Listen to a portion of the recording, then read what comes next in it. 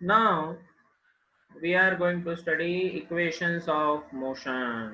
सबसे important ये part है बेटे, equations of motion.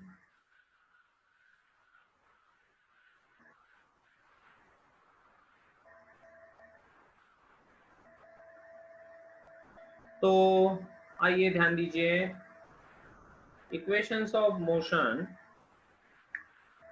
जो होती है तो उनमें हमने अभी अभी पढ़ा कि एक्सेलरेशन को हमने डिफाइन किया था a is equals to change in velocity, है ना। So v2 minus v1 upon time. Let ऐसा मान लेते हैं कि फाइनल वेलोसिटी, अगर हम फाइनल वेलोसिटी को v इस सिंबल से डिनोट करें और शुरुआत की जो वेलोसिटी है, इनिशियल वेलोसिटी, अगर इसको हम u इस सिंबल से डिनोट करें तो एक्सेलरेशन को लिखा जाएगा v minus you upon t.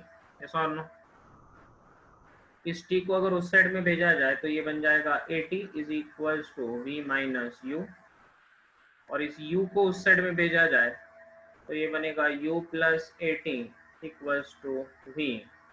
तो इसीलिए ये जो इक्वेशन बना v equals to u plus at, this is called as the first equation of motion, जो हमारे लिए काफ़ी इम्पोर्टेंट है, जिसको हमें रटना है, जिसको हमें याद करना है, जिसको हमें at the tip of the tongue करना है, राइट। सो इस तरह से आपका पहला जो इक्वेशन होगा, ये पहला इक्वेशन इस तरह से बनेगा, जो सबसे इम्पोर्टेंट इक्वेशन है, v is equals to u plus at। तो ये समझ में आया हमने कितने आसानी से इसको डिराइव किया। एक्सेलरेशन होता है v2 minus v1 upon T, और फाइनल वेलोसिटी को मैंने बोला v, इनिशियल को बोला u, तो ये बना v minus you upon t. तो इससे बना ये t इधर गया तो at equals to v minus u, so v equals to u plus at। इसको कहा जाता है फर्स्ट इक्वेशन ऑफ मोशन।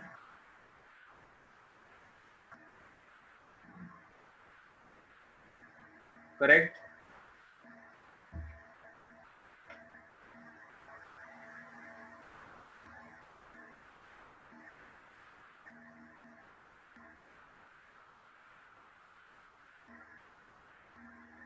तो ये सबके समझ में आया है।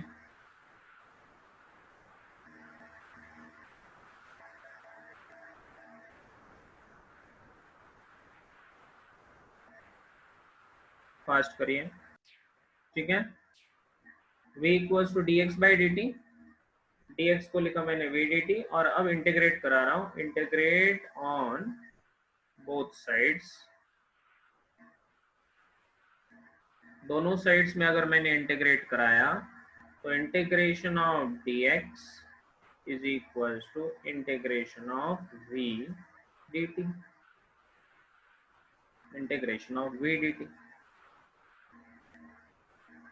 अब इसमें जो v है आपका, ये v क्या है, u प्लस at है।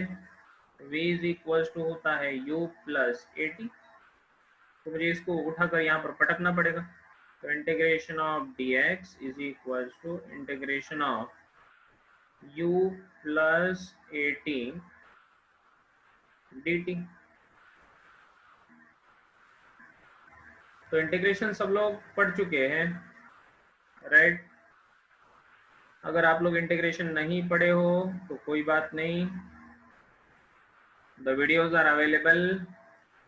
बेसिक मैथ्स फॉर फिजिक्स करके मैंने आपको एक प्लेलिस्ट भेजा था, तो वहाँ पर जाके आप वेक्टर्स नहीं, आपका इंटीग्रेशन बेसिक मैथ्स वहाँ से पढ़ सकते हो। इसमें मेरे प्यारे बच्चों, जब शुरुआत हुई थी, अब यहाँ पर कौन बदल रहा है, यहाँ पर टाइम बदल रहा है, देखो ना। dt मतलब टाइम, dx मतलब कौन है, dx मतलब है आपका डिस्प्लेसमेंट। तो integration dx is equal to ये dt को हर एक टर्म के साथ लिख लेते हैं, integration of u dt plus at dt। और अब इन दोनों को सेपरेट कर लो, तो integration of u dt plus integration of at dt, separate अलग अलग कर लिया। और ये है इंटीग्रेशन dx। अब इंटीग्रेशन करते चलो, तो dx का इंटीग्रेशन होता है x,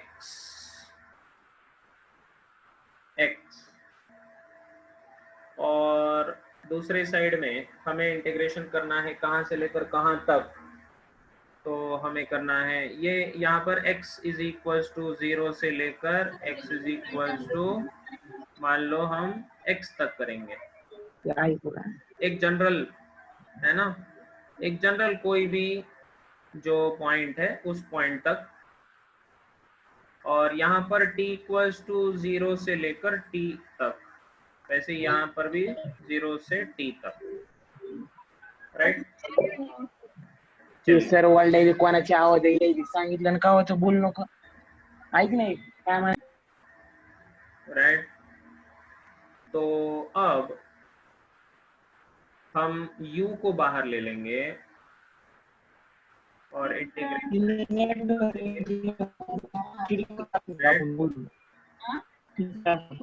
राइट। तो इस तरह से हम लिखेंगे बेटे कि u integration dt plus a बाहर आ जाएगा इंटीग्रेशन ऑफ t dt 0 से लेकर t तक, और ये भी 0 से लेकर t तक। So this will become u integration dt का बन जाएगा बेटा t 0 to t, upper limit minus lower limit करना है। इंटीग्रेशन से डरना नहीं, इंटीग्रेशन से डरना नहीं है, इंटीग्रेशन बहुत आसान सी चीज है दुनिया में, ठीक है। यहाँ पर t के रिस्पेक्ट में हो रहा है तो ये t का पावर कितना 1। अब हमें पता है integration of x raise to n dx का इंटीग्रेशन क्या होता है, x raise to n plus 1 divide by n plus 1, ये होता है, correct. x raise to n dx का होता है x raise to n plus 1 divide by n plus 1, इस तरह होता है। तो यहाँ पर t रेस टू 1 है तो इसका क्या हो जाएगा, t raise to 1 plus 1 divide by 1 plus 1, और इसके अपर लिमिट लोअर लिमिट रखने पड़ेंगे 0 से लेकर t तक, समझाई। सो दिस विल बी, ये अपर लिमिट माइनस लोअर लिमिट करेंगे तो t ही आएगा, तो u इंटू टी प्लस ये बनेगा a into t square upon 2 from 0 to t। तो यहाँ पर फिर से t की जगह पर t ही रखना है हमें, तो अपर लिमिट माइनस लोअर लिमिट करेंगे तो क्या बनेगा, वही बनेगा ut प्लस ये बनेगा a into t square by 2, ut plus half A T square. तो यही तो है आपका second equation, x is equals to, या s भी बोलते हैं, ut plus half A T square. और ये जो इक्वेशन बना इसको सेकेंड इक्वेशन ऑफ मोशन कहा जाता है, जो सबसे इंपॉर्टेंट है, ठीक है। Very very important derivation, very very important ये टर्म बना हमारे लिए, ut plus half A T square, इसको याद रखना पड़ेगा। s is equals to ut plus half A T square, ठीक है। s is equals to ut plus half A T square, इस तरह से ये इक्वेशन बनेगा। तो फिर से एक बार समझाता हूँ, सब लोग ध्यान दें। हमने सेकेंड इक्वेशन को डिराइव करने के लिए क्या किया, v इक्वल्स टू, हमें पता है v मतलब होता है dx बाई dt। तो हमने इस dt को उधर जाके मल्टीप्लाई करवाया, v dt equals to dx, v dt equals to dx, और दोनों साइड में इंटीग्रेशन करवाया। ठीक है, दोनों साइड में क्या करवाया, इंटीग्रेशन। अगर इंटीग्रेशन का डर अभी भी मन में भरा हुआ है तो बेसिक मैथ्स में जाके फिर से एक बार इंटीग्रेशन को आज रिवाइज कर ले सब लोग। ठीक है, और बेसिक मैथ्स के सारे लिंक मैंने आपको दे दिए हैं, बेसिक मैथ्स फॉर फिजिक्स करके। ठीक है, अगर नहीं मिल रहा है तो फिर से बोलो, मैं फिर से भेज देता हूँ। तो इंटीग्रेशन dx बेटे equals to integration v dt, और हमने v को पढ़ा है, v क्या होता है, u प्लस ए टी होता है, तो पुटअप कर दिया u plus a T v की जगह पर। फिर लिखा इंटीग्रेशन dx इक्वल्स टू, अलग अलग किया, dt से अंदर मल्टीप्लाई कर लिया, तो u dt plus a T into D T. फिर क्या किया, दोनों का इंटीग्रेशन सेपरेट कर लिया, सेपरेट सेपरेट इंटीग्रेशन होता है दोनों का, राइट। तो u dt plus a T D T, 0 से लेकर t तक, और ये 0 से लेकर x तक। और फिर लिखा हमने x is equals to u integration dt plus A जो भी कांस्टेंट्स होते हैं वो बाहर आ जाते हैं ना, तो ये u कांस्टेंट है, बाहर आ गया, a कांस्टेंट है, बाहर आ गया, और अंदर बचा t रेस टू 1 dt और x raise to n dx। तो x रेस टू n का फॉर्मूला हमने पहले पढ़ के रखा है यार, क्या फॉर्मूला है, x raise to n plus 1 divide by n plus 1, इसलिए t raise to t plus 1 plus 1 divide by 1 plus 1, right. और इसीलिए आपका फॉर्मूला बनेगा t square by 2, upper limit minus lower limit करना है आगे, बस बात खत्म। आंसर आ गया u t plus half A T square, इसको कभी भूलना नहीं, बहुत ही इंपॉर्टेंट ये डेरिवेशन। ओके, समझ में आया, क्लियर है सबको? यस सर, समझ में आया।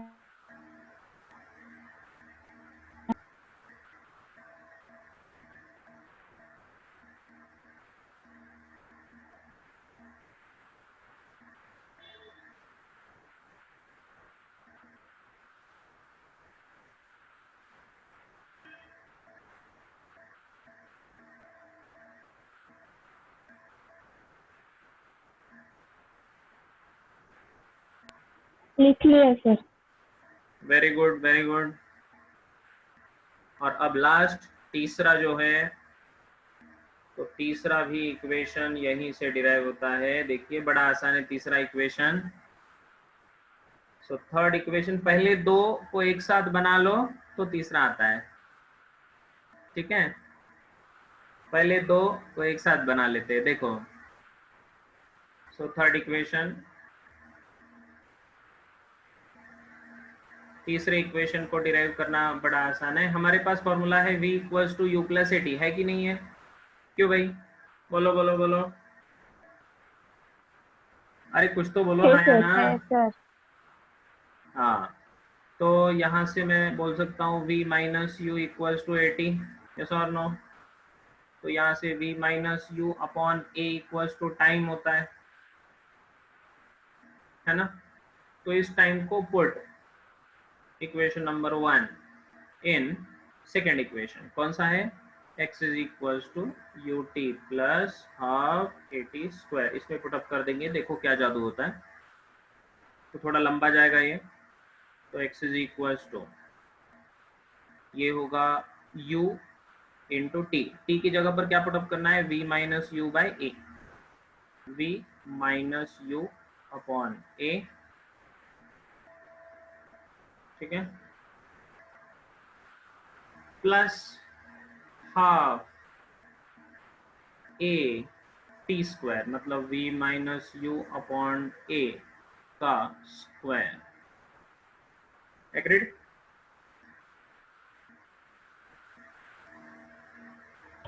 Yes sir. चलो इसको थोड़ा सॉल्व करके देखते हैं। x इज इक्वल्स टू बनेगा u से अंदर मल्टीप्लाई कर लो तो uv upon a, uv upon a minus u into you कितना, u स्क्वायर अपॉन a, अलग अलग कर लिया दोनों टर्म मैंने, प्लस ये a बाई 2 ब्रैकेट के अंदर v माइनस यू का होल स्क्वायर है। v माइनस यू का होल स्क्वायर मतलब a माइनस बी के होल स्क्वायर के जैसा एक्सपेंड करना पड़ेगा ना प्यारे बच्चों, समझा? तो a minus b whole square के जैसे a square minus 2ab plus b square, a square minus 2ab plus b square divide by a का स्क्वायर। ठीक है, समझा यहाँ तक? हाँ सर समझा।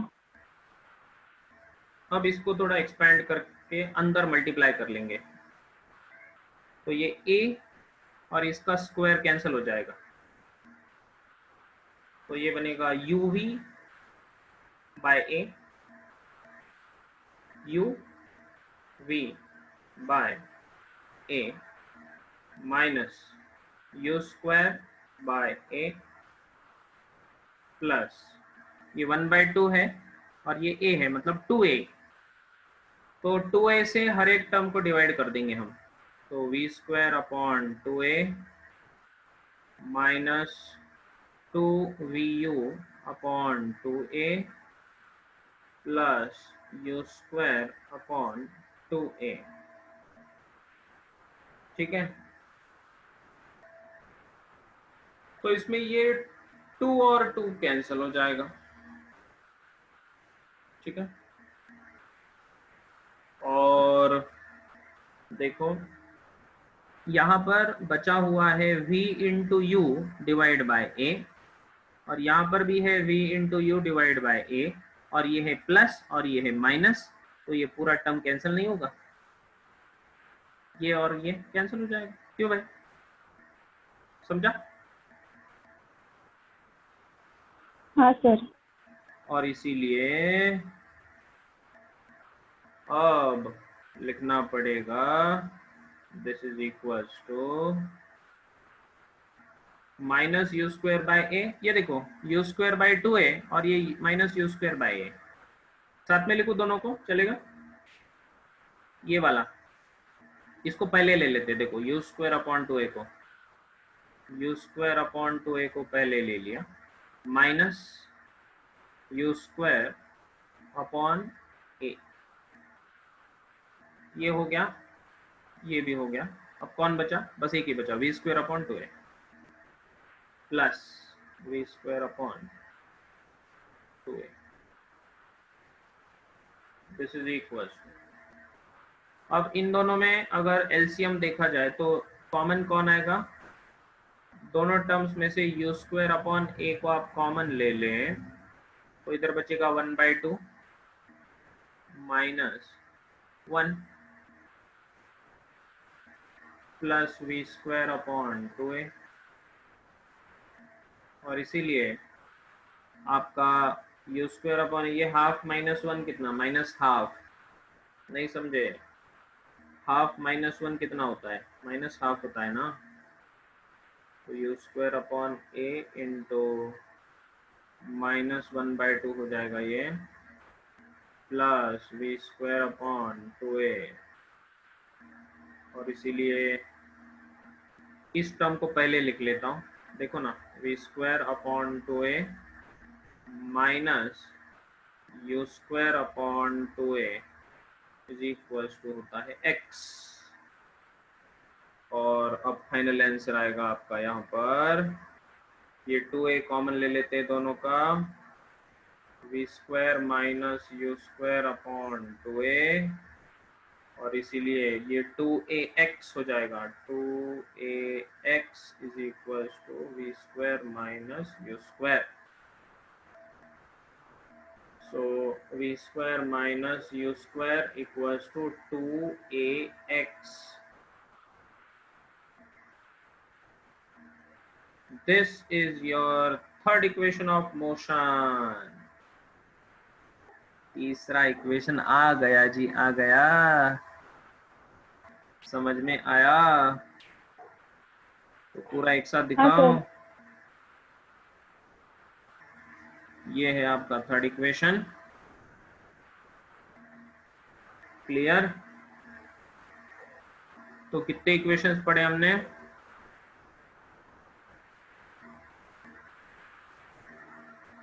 तीन इक्वेशन पढ़े हमने. बड़े ही इंपॉर्टेंट ये तीनों के तीनों. ठीक है, तो तीनों को एक साथ यहाँ पर लिख लेते हैं. v equals to u plus 80.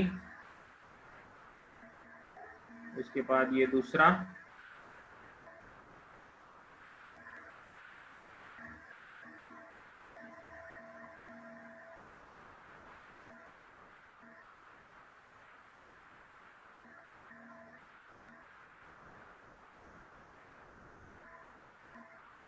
फटाफट लिखिए फास्ट.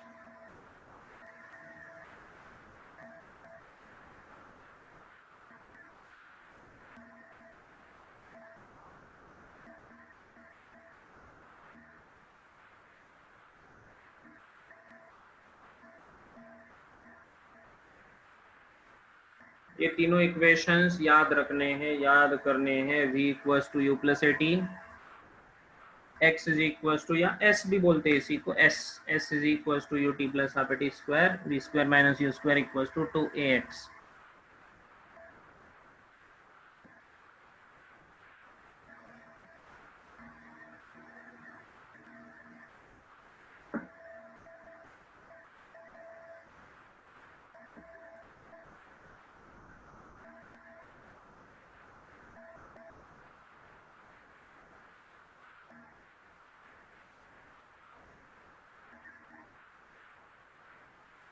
ये पूछ रहा है हाफ कैसे आया. कहाँ पर है? कौन सा वाला हाफ बोल रहे थे?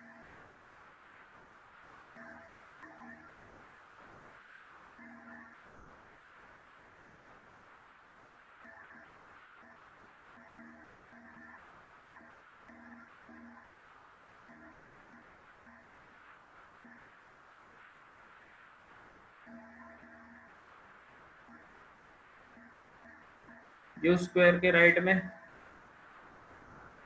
यू स्क्वायर के राइट में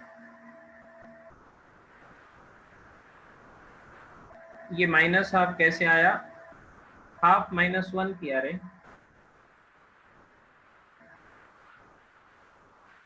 half minus 1, 1/2 minus 1 is equals to नीचे 2, ये 1 क्रॉस मल्टीप्लाई करना होगा. सो -2, 1 - 2 कितना होता है? -1/2.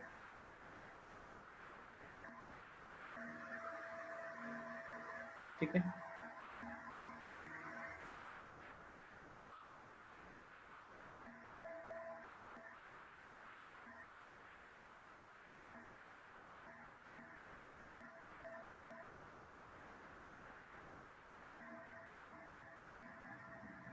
सो वी शैल स्टॉप, यहीं पर रुक जाते हैं.